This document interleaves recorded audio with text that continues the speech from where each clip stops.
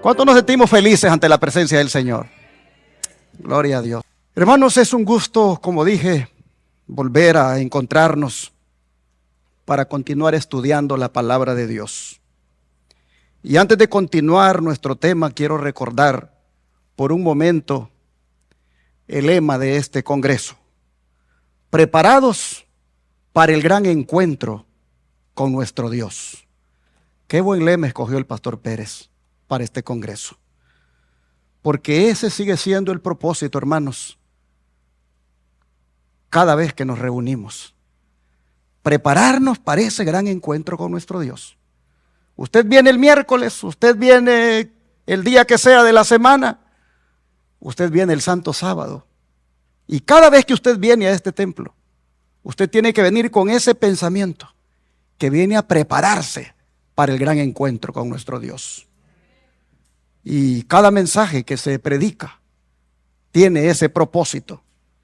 Y al menos los mensajes que estamos predicando en este congreso tienen ese propósito. No estamos aquí solamente para estudiar historia.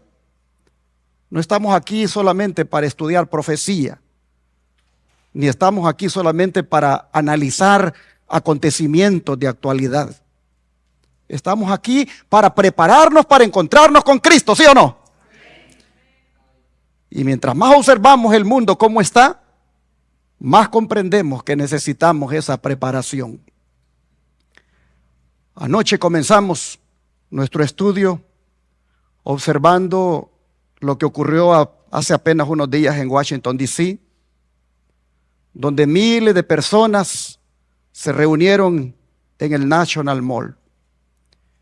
Líderes políticos, líderes religiosos, funcionarios gubernamentales, todos compartiendo una misma plataforma, todos hablando de Dios, todos hablando de oración, todos hablando del futuro espiritual de la nación. Y dije anoche que no estoy aquí para criticar la oración ni para criticar el deseo de acercarse a Dios, pero sí para plantear una pregunta. Como dije, una pregunta histórica, una pregunta bíblica, una pregunta profética, y es: ¿hacia dónde conduce todo esto? Y para responder esa pregunta, fuimos anoche hasta Egipto. Vimos en el libro de Éxodo un gobernante que se consideraba a sí mismo una autoridad divina. Escuchamos a Faraón preguntar: ¿quién es Jehová para que yo oiga su voz? Vimos cómo el Estado pretendió ocupar el lugar que solamente pertenece a Dios. Vimos cómo la autoridad humana desafió la autoridad divina. Vimos cómo la conciencia del pueblo de Dios entró en conflicto con aquel poder político religioso de su tiempo. Y también vimos una verdad extraordinaria. Y es que ningún imperio puede ocupar permanentemente el lugar de Dios. Ningún gobernante puede reemplazar al Rey del universo. Y ningún poder humano puede apagar la voz de Dios. Pero hermanos, la historia no terminó en Egipto, porque Satanás aprendió algo en Egipto. Aprendió que si no podía destruir al pueblo de Dios mediante la esclavitud, intentaría hacerlo de otra manera. Si no podía impedir completamente la adoración, aprendió que entonces intentaría corromper la adoración. Si no podía ocupar directamente el lugar de Dios, aprendió que intentaría dirigir la adoración hacia algo diferente a Dios. Y así, hermanos, la historia avanza, los siglos pasan, los imperios cambian, los nombres cambian, pero el conflicto sigue siendo el mismo. Pero esta noche, en la segunda parte de la serie, cuando la política comience a hablar el lenguaje de la religión, Vamos, hermanos, a dejar las orillas del Nilo y vamos a viajar a otro imperio. Un imperio famoso por sus murallas. Un imperio famoso por sus jardines. Un imperio famoso por su poder y por su orgullo. Un imperio donde la pregunta ya no sería ¿quién es Jehová? Ahora la pregunta sería ¿a quién vas a obedecer? Porque Babilonia, hermanos, Babilonia fue un estado que se encargó de imponer la adoración. En Babilonia ya no encontramos solamente un gobernante desafiando la autoridad de Dios. Encontramos, como dice allí, un estado imponiendo adoración. Y hermanos y hermanas, cuando el estado comienza a decirle a los hombres cómo deben adorar, la profecía entonces comienza a desarrollarse delante de nuestros ojos. Y aquí en Estados Unidos hay un movimiento llamado el nacionalismo cristiano. Y otro que se hace llamar tanque de pensamiento, llamado Heritage Foundation. Esto le están diciendo a la sociedad americana que para restaurar valores se debe enforzar las leyes dominicales.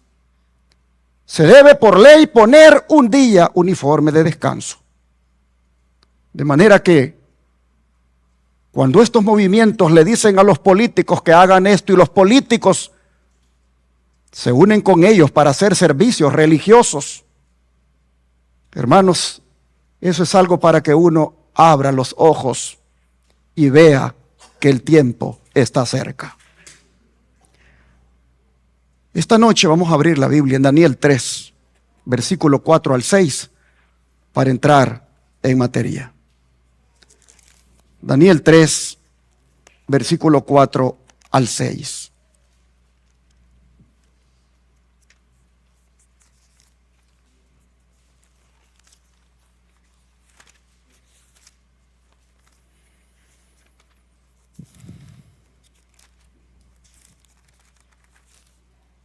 Dice la Escritura: y el pregonero anunciaba en alta voz: mande hacia vosotros, oh pueblos, naciones y lenguas, que al oír el son de la bocina, de la flauta, del tamboril, del arpa, del salterio, de la zampoña y de todo instrumento de música, os postréis y adoréis la estatua de oro que el rey Nabucodonosor ha levantado.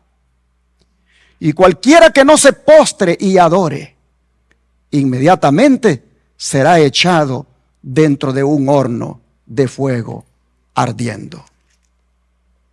Hermanos y hermanas, observen lo que ocurre cuando el Estado impuso la adoración.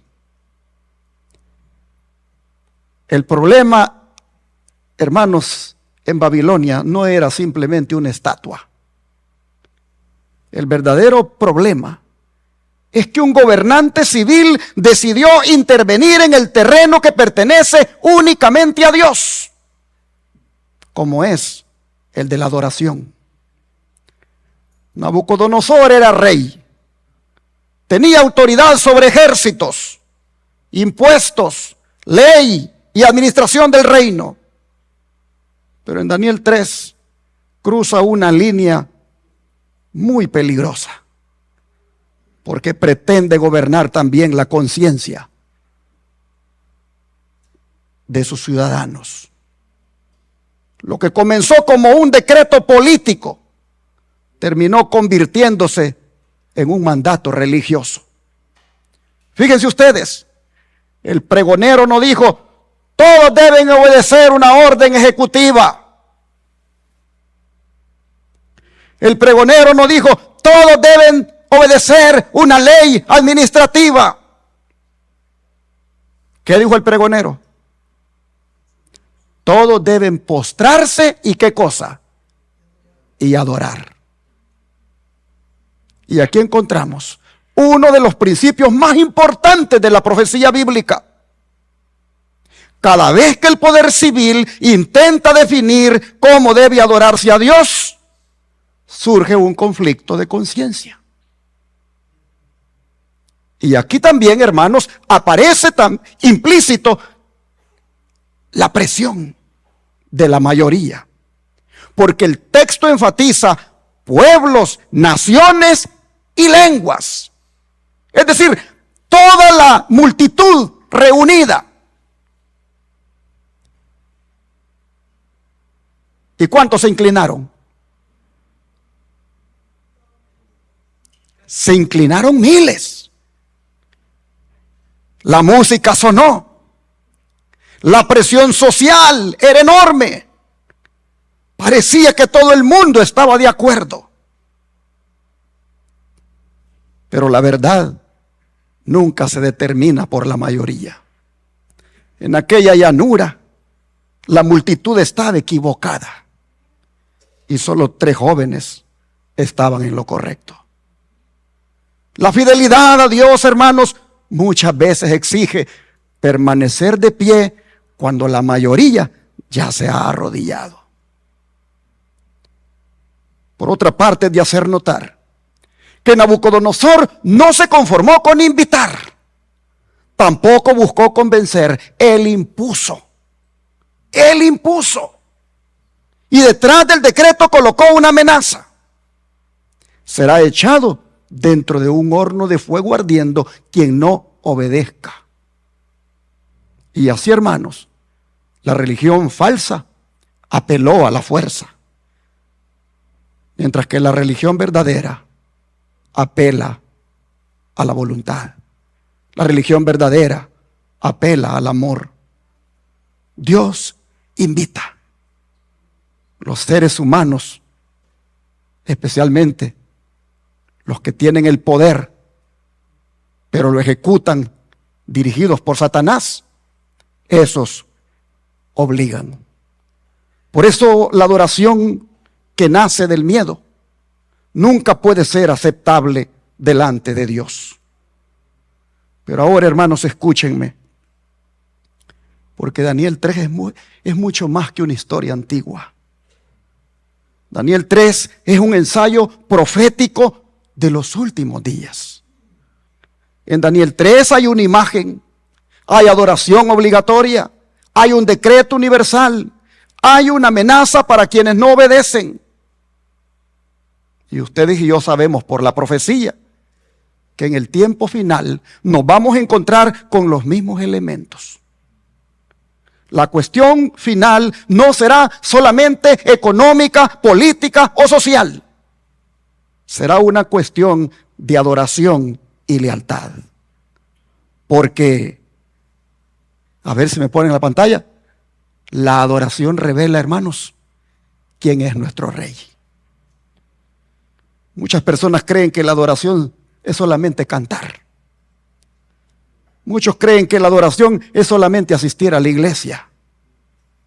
Otros creen que la adoración es solo participar en una ceremonia religiosa. En la Biblia, hermanos, la adoración siempre revela algo muy profundo. La adoración revela quién ocupa el trono en el corazón del que adora. Por eso Satanás nunca ha estado satisfecho con que las personas simplemente pequen. Su objetivo siempre ha sido recibir adoración de parte de la gente. Porque la adoración, él sabe que le pertenece exclusivamente a Dios. Y aquí encontramos algo solemne. Nabucodonosor no estaba pidiendo solamente un gesto físico.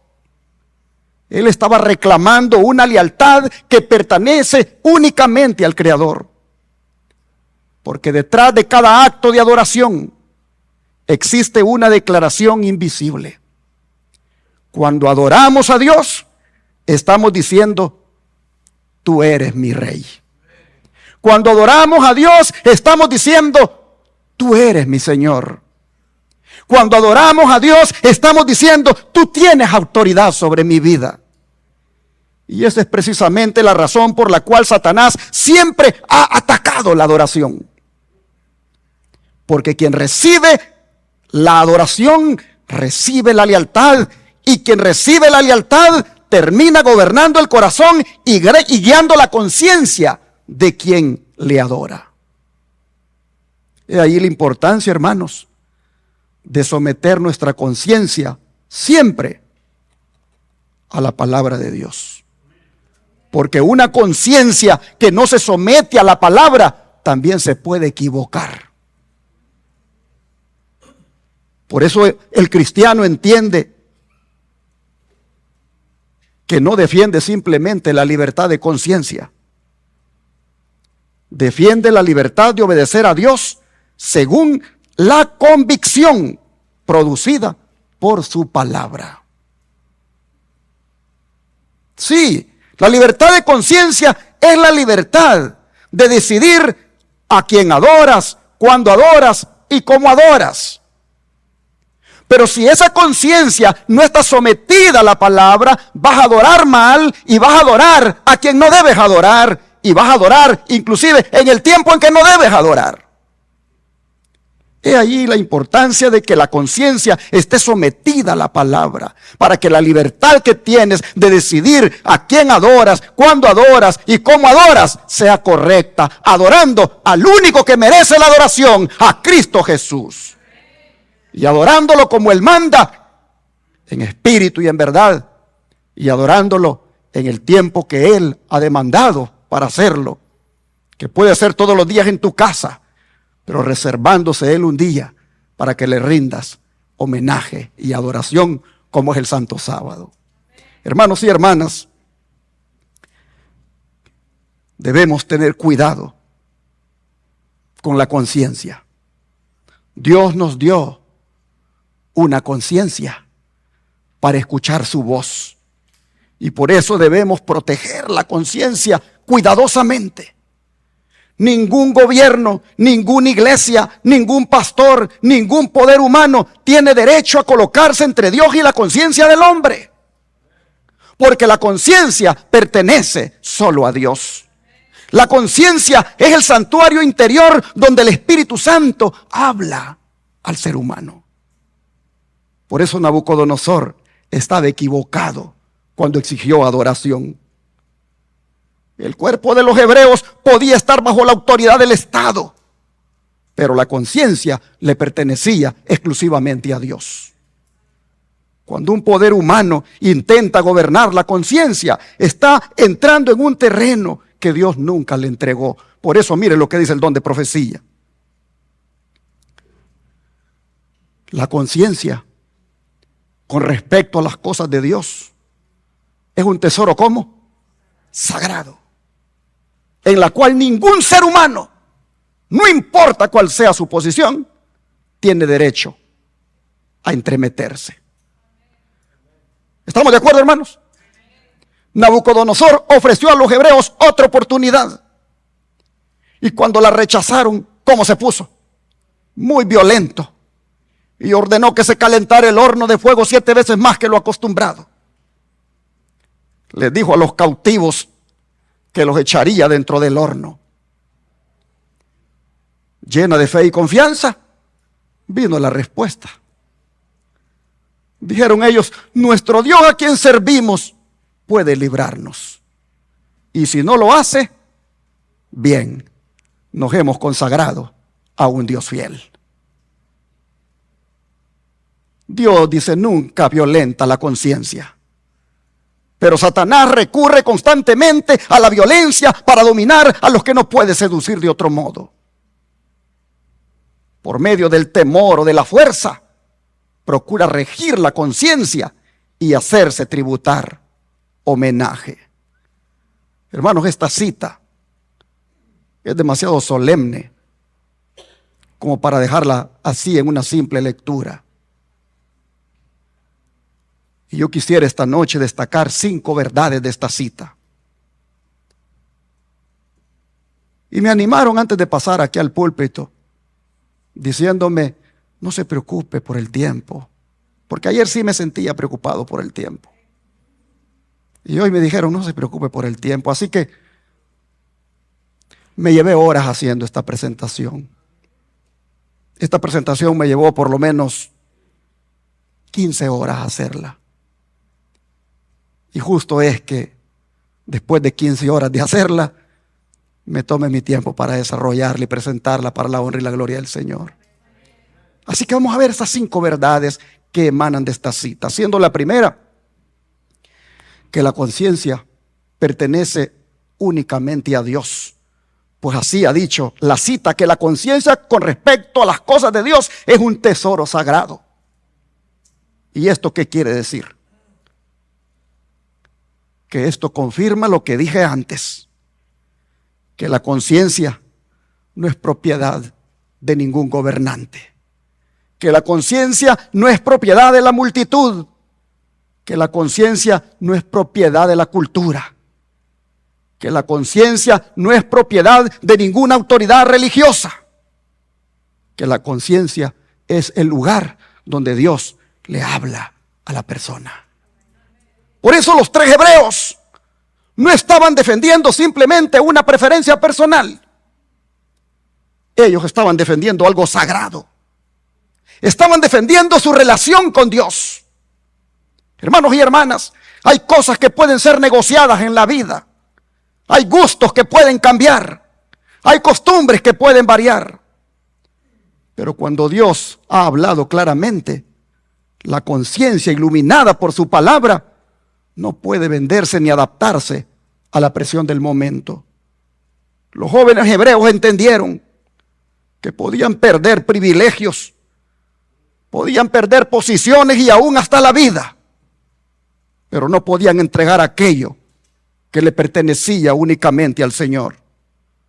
Por eso la verdad 2 dice que la verdadera fe es probada cuando existe una segunda oportunidad para ceder.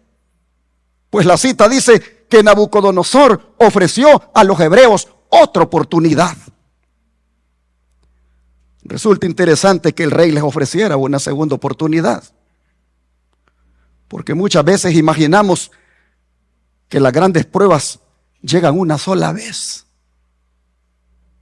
Pero hermanos, frecuentemente la prueba más difícil no es la primera presión, sino la segunda. Después de todo, los hebreos ya sabían lo que les esperaba. Así que ahora tenían tiempo para pensar, tiempo para razonar, tiempo para buscar excusas. Era la oportunidad para justificar una concesión. Pero la fidelidad, mis hermanos, no depende de cuántas oportunidades existan para uno retroceder. Cuando una persona ya tomó la decisión de obedecer a Dios, la segunda oportunidad para pecar no resulta atractiva. Los 3 jóvenes habían resuelto el asunto antes de llegar a la llanura. Por eso cuando llegó la presión, simplemente permanecieron donde ya habían decidido permanecer. La verdad 3 dice que la fe verdadera descansa en Dios, aun cuando no comprende el resultado. En otras palabras, hermanos, cuando ellos dijeron, nuestro Dios a quien servimos puede librarnos, y si no lo hace, está bien.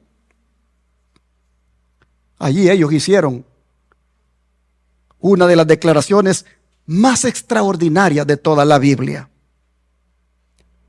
Ellos creían que Dios podía librarlos,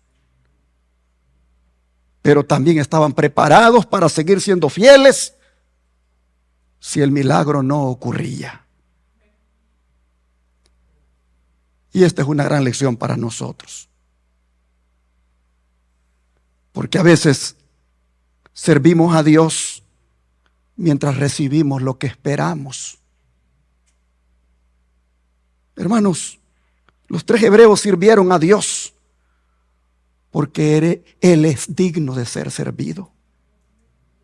Su obediencia de los 3 hebreos no dependía de una garantía de protección inmediata.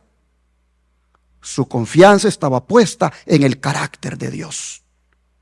Habían llegado al punto donde podían decir: Señor, creemos en tu poder, pero aún así, si tus planes son distintos a los nuestros, vamos a seguir perteneciéndote.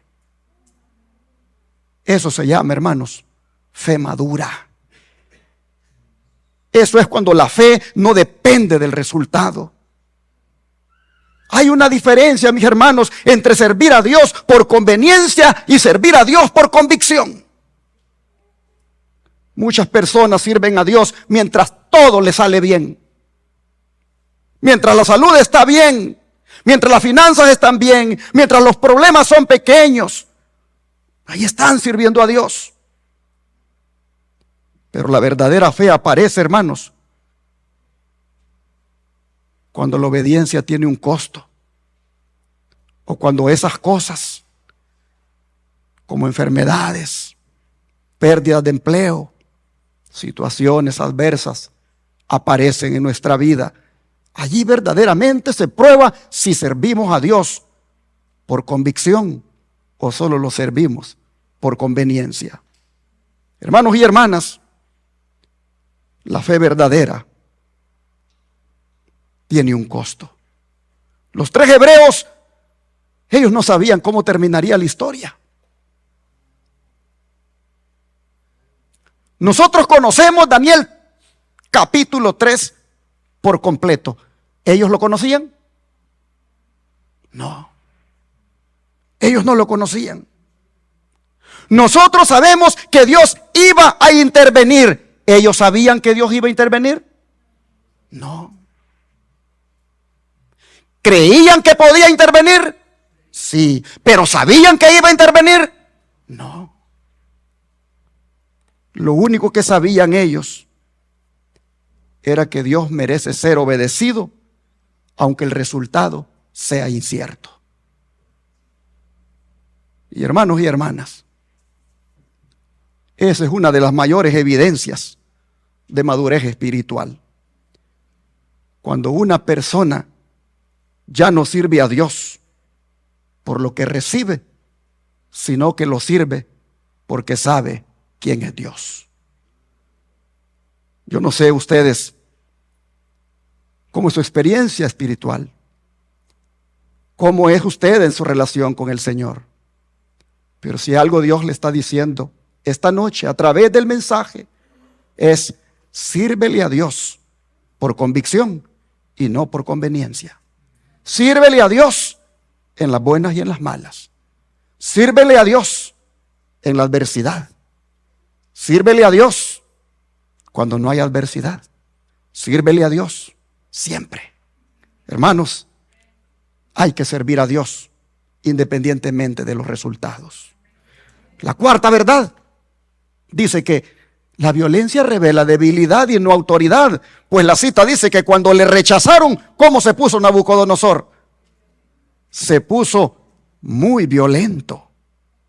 Mire que Nabucodonosor tenía un imperio inmenso. Tenía riquezas, tenía ejércitos, tenía poder. Sin embargo, cuando 3 jóvenes dijeron no, perdió el dominio sobre sí mismo. El hombre que gobernaba naciones no podía gobernar su propio espíritu. La ira suele ser la confesión involuntaria de la inseguridad. Quien posee verdadera autoridad no necesita recurrir al arrebato para sostenerla. La reacción del rey demuestra que el orgullo humano se siente amenazado cuando encuentra personas que no pueden ser compradas ni intimidadas. Los 3 hebreos permanecieron tranquilos y eso al rey lo llenó de furor. Y aquella diferencia reveló quién era verdaderamente libre. Hermanos y hermanas, el punto 5, la verdad 5, dice que Dios obra mediante el amor, mientras que Satanás obra mediante la intimidación. Pues la cita dice que Dios no violenta nunca la conciencia, pero Satanás recurre constantemente a la violencia. Y aquí encontramos uno de los verdaderos contrastes del conflicto entre el bien y el mal. Porque Dios puede obligar a todos a que le obedezcan. Dios tiene todo el poder del universo y puede obligarnos a todos a que le obedezcamos. Y sin embargo, no lo hace. Él lo que hace es invitarnos. Él lo que hace es llamarnos. Él lo que hace es convencernos. Él lo que hace es atraernos. Pero nos atrae con cuerdas de amor. El amor nunca necesita cadenas para atraer a alguien. Satanás, en cambio, busca producir sumisión por medio del temor. Por eso la historia de Daniel 3 no es una historia solamente sobre valentía, sino que es una revelación del carácter de Dios. Porque mientras el rey amenazaba con fuego, nosotros vemos que Dios permitía que cada persona eligiera. Y mientras el poder humano intentaba controlar, Dios seguía respetando la moral que Él mismo otorgó. Y así los jóvenes eligieron libremente obedecer a Dios. Hermanos y hermanas, el reino de Cristo es diferente al reino del hombre. Mientras Cristo invita libremente a adorar, Nabucodonosor exigía a adorar la ingeniería. Nabucodonosor exigía adorarla a la gente. Reunió multitudes, mientras que Cristo llama a individuos. Nabucodonosor amenazó, mientras que Cristo invita. Nabucodonosor impuso, mientras que Cristo persuade. Nabucodonosor exigió adoración mediante decretos. Cristo gana adoradores mediante su amor. Así que hay dos reinos, hay dos caminos, pero hay una decisión. ¿A quién vamos a adorar? ¿Vamos a adorar a los gobernantes de este mundo o vamos a adorar a Cristo? Pero Cristo nos dice en el Evangelio de Juan 18, verso 36, lo siguiente.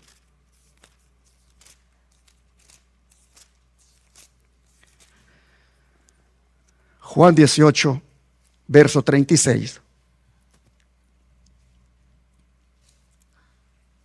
Respondió Jesús: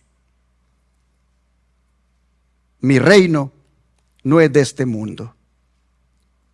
Si mi reino fuera de este mundo, mis servidores pelearían para que yo no fuera entregado a los judíos. Pero mi reino, ¿qué dijo Cristo? No es de aquí. Hermanos, estas palabras, si me ponen aquí la pantalla nuevamente, por favor. Estas palabras fueron pronunciadas en uno de los momentos más solemnes de la vida de Cristo. Jesús está frente a Pilato. A un lado está el poder político más grande de la tierra y al otro lado está el Rey del universo. Pilato tiene soldados. Pilato tiene tribunal. Pilato tiene decretos. Tiene autoridad civil. Pero delante de él está aquel que sostiene el universo con la palabra de su poder. Y sin embargo Jesús pronuncia esta declaración extraordinaria. Dice: mi reino, ¿qué cosa? No es de este mundo. Hermanos y hermanas, el reino de Cristo es diferente. Miren que Jesús no dijo: yo no tengo reino. Sí tiene reino. Cristo es rey. Cristo es Señor. Cristo es soberano. Pero su reino funciona de una manera diferente a los reinos humanos. Los reinos humanos se sostienen mediante la fuerza, mediante la presión, mediante el poder, mediante la coerción, mediante ejércitos. Pero el reino de Cristo se sostiene mediante el amor mediante la verdad, mediante la gracia, mediante la convicción, mediante la transformación del corazón. Por eso Jesús dice, si mi reino fuera de este mundo, mis servidores pelearían. En otras palabras, si yo gobernara como los reyes de la tierra, ya habría ejércitos aquí luchando por mí. Pero Cristo nunca llamó a sus discípulos a conquistar ciudades. Nunca los llamó a imponer la fe. Nunca los llamó a obligar a otros a que adoraran. De manera que hay un marcado contraste entre Cristo y los poderes humanos. Piensen por un momento en Faraón, el que estudiamos anoche.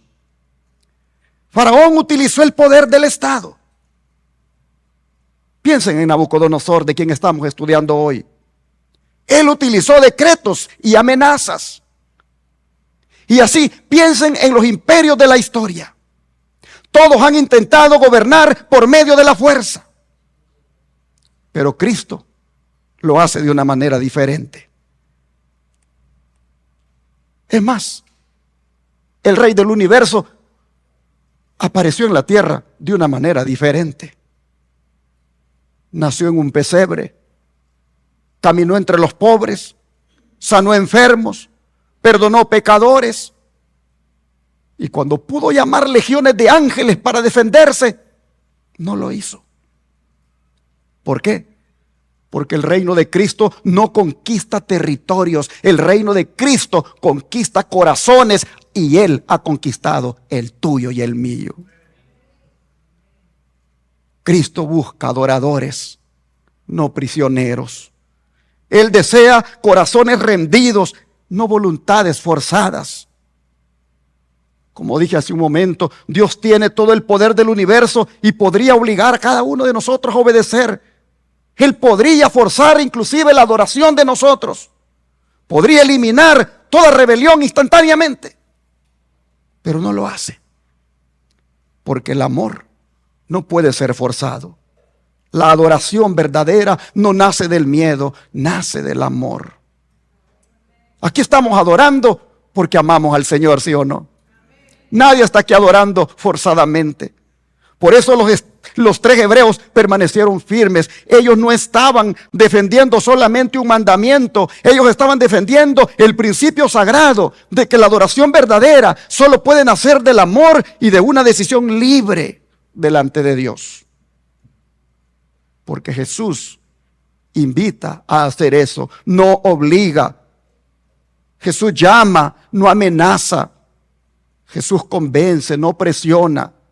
Así funciona el reino del Señor. Así gobierna el Señor. De manera que la pregunta esta noche, hermanos, no es si existe un rey.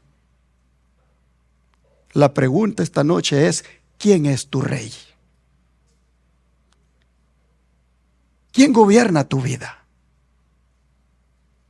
¿Gobierna Cristo o gobierna el yo? ¿Gobierna las presiones de este mundo? ¿Gobierna los deseos humanos? ¿O gobierna el Señor? ¿A qué reino tú perteneces, hermano, hermana? Es lo más importante esta noche. Porque el reino al que uno pertenece se revela por la lealtad que uno muestra. Se revela por las decisiones, se revela por la adoración. Pero lo más maravilloso esta noche es que el Rey del universo nos está llamando a ser sus súbditos, para que lo adoremos libremente y nos gocemos adorando su nombre. El Señor no nos ha llamado con espadas, no nos ha llamado con decretos, no nos ha llamado con amenazas, nos ha llamado con amor. Por eso dijo en el tema de ayer, vengan a mí todos los que están trabajados y cargados. Y también dijo, si el Hijo os libertare, seréis verdaderamente libres. Hermanos, ese es el reino de Cristo. Un reino donde hay libertad, un reino donde hay gracia, un reino donde hay perdón, un reino donde el pecador puede comenzar de nuevo. ¿Te sientes feliz de pertenecer a ese reino? Oh, hermanos y hermanas, muy pronto todos los reinos de este mundo van a desaparecer. Los gobiernos van a pasar, los imperios van a pasar, los poderosos van a pasar, pero el reino de Cristo va a permanecer para siempre. Por eso la pregunta que te hago esta noche es bien sencilla. ¿A qué reino perteneces? ¿A qué reino perteneces? ¿Al reino pasajero de este mundo o al reino eterno de Cristo? Y si esta noche tú quieres decir: Señor, yo quiero que tú seas mi rey. Si esta noche tú quieres decir: Señor, yo quiero que gobiernes mi corazón, yo quiero pertenecer a tu reino, entonces, hermano, hermana, entrégale tu vida a Cristo esta noche. Entrégale tu vida al Señor, porque el reino del Señor es diferente. Y si tú te sometes voluntariamente a Él, un día vas a reinar eternamente con Él. Oh, hermanos y hermanas, hemos recorrido desde anoche y ahora dos grandes imperios, Egipto y Babilonia. A primera vista parecen diferentes. Uno tenía pirámides, el otro tenía jardines colgantes. Uno tuvo Faraón, el otro tuvo a Nabucodonosor. Uno desafió la autoridad de Dios, el otro impuso adoración, como lo estamos viendo esta noche. Pero cuando observamos detenidamente, descubrimos que ambos estados, ambos poderes, ambos gobernantes tenían el mismo problema. Y era que querían ocupar el lugar que solamente le pertenece a Dios. En Egipto escuchamos anoche a Faraón decir: ¿y quién es Jehová para que yo oiga su voz? Y en Babilonia estamos viendo hoy un rey levantar una imagen y exigir adoración. En ambos casos encontramos el mismo conflicto. ¿Quién tendrá la última palabra? ¿La tendrá Dios o la tendrá el hombre? ¿La tendrá la voz de Dios o la tendrá la voz del poder humano? Y hermanos y hermanas, si algo hemos aprendido esta noche, es que la historia de la salvación no gira alrededor de imperios. La historia de la salvación gira alrededor de Cristo. Porque mientras Faraón endurecía su corazón, Cristo estaba preparando un libertador. Mientras Nabucodonosor levantaba una estatua, Cristo estaba caminando en medio del fuego con sus hijos fieles. Y mientras los poderes de la tierra intentaban ocupar el lugar de Dios, el Hijo de Dios seguía llamando hombres y mujeres a la fidelidad. De manera que hoy quizás nadie nos está pidiendo que nos inclinemos a una estatua de oro. Pero cada día enfrentamos decisiones que revelan a quién estamos adorando. Cada día enfrentamos decisiones que revelan quién gobierna nuestro corazón. Daniel y sus compañeros decidieron antes de la crisis que solo Dios recibiría adoración. Y esa es la preparación que necesita el pueblo de Dios ahora para el tiempo final. Porque, hermanos, cuando la política comience a hablar el lenguaje de la religión, solamente van a permanecer firmes aquellos que ya aprendieron a escuchar la voz de Dios por encima de todas las demás voces. Por eso quiero que terminemos esta noche leyendo un texto que se encuentra en Hechos 5:29 y que fue nuestra lectura bíblica. Hechos 5:29.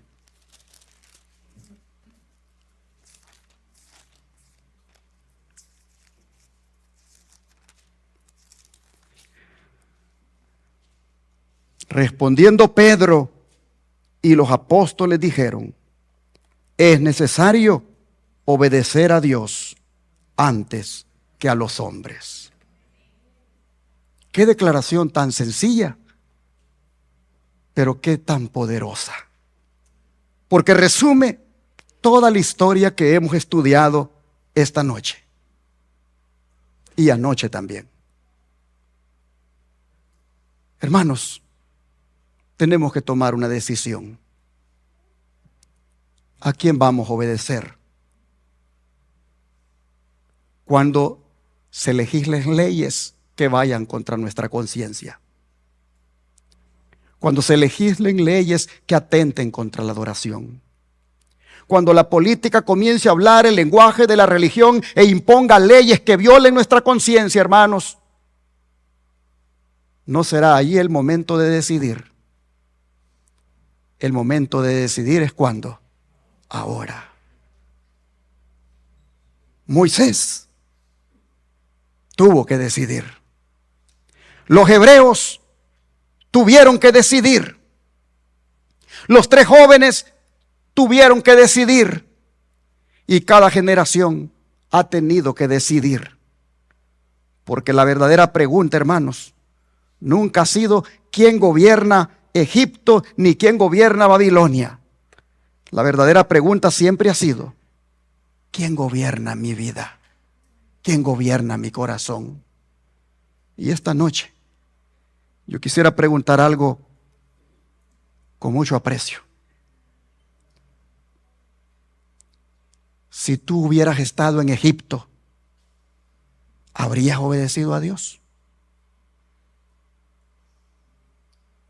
Si tú hubieras estado en Egipto, como lo vimos anoche, ¿hubieras obedecido a Dios? Si tú hubieras estado en Babilonia, como lo estamos viendo hoy, ¿hubieras obedecido a Dios? ¿Habrías permanecido de pie junto a los 3 hebreos? Hermanos, es fácil responder cuando estamos sentados en una iglesia. Pero la verdadera pregunta es, ¿estamos aprendiendo hoy a obedecer a Dios en las cosas pequeñas? ¿Estamos aprendiendo hoy a obedecer a Dios en las decisiones pequeñas? Hermanos y hermanas, la fidelidad no va a comenzar en la crisis. La fidelidad se construye antes de la crisis. Los 3 hebreos permanecieron de pie delante de la estatua porque primero habían permanecido de rodillas delante de Dios. Y esa es la gran lección de esta noche. Que Cristo no está buscando aquí personas informadas solamente. Cristo está buscando personas que se dejen transformar por Él. Hermanos y hermanas, Cristo no está buscando solamente creyentes que entiendan profecía. Cristo no está buscando solamente personas que entiendan bien la doctrina. Eso es importante. Pero Cristo está buscando algo más que eso. Cristo está buscando discípulos que lo amen más que cualquier cosa en esta tierra. Más que cualquier poder en esta tierra. Porque cuando uno ama verdaderamente a Jesús, la obediencia deja de ser una carga. Cuando uno ama verdaderamente a Jesús, la obediencia es un deleite. Y se convierte en la respuesta de amor que le damos al Señor. Por eso esta noche yo quiero hacerles un llamado. Y voy a hacer 2 oraciones hoy. Casi siempre, últimamente estoy predicando así. Estoy invitando a los hermanos a que hagan una oración de entrega de compromiso. Después se canta el himno tema o el himno final y ya hago la oración de cierre. Pero para lo que los voy a invitar ahorita, es para que ustedes, hermanos, le digan al Señor esta noche: de ahora en adelante te voy a obedecer a ti antes que a los hombres. Esta noche yo quiero invitarles a que ustedes le digan al Señor: Señor, yo quiero que tu voz tenga más autoridad sobre mi vida que la de cualquier otro. Esta noche, hermanos, quiero invitarles a que le digan al Señor: Señor, quiero permanecer fiel aunque el mundo entero piense diferente. Esta noche quiero invitarles a que le digan al Señor: Señor, gobierna tú mi corazón. ¿Cuántos le quieren decir eso al Señor esta noche? Entonces, hermano, hermana, quiero invitarte a que rindas tu vida a Cristo esta noche y que hagas una oración allí donde estás. Y recuerda que los imperios pasan, los reyes pasan, los gobiernos pasan, pero Cristo sigue siendo Rey. Y ante Él debemos permanecer fieles, porque los que permanezcan fieles a Él van a reinar con Él por la eternidad y estarán preparados para recibirle cuando Él venga a buscarlos. ¿Cuántos quisieran orar esta noche para ser fieles? Voy a pedirte que te tomes unos momentos y hables con el Señor y haz tu decisión de ser fiel solamente a Jesús, de oír solo su voz y de obedecerle solamente a Él. Después interrumpiré ese silencio para orar aquí en voz alta.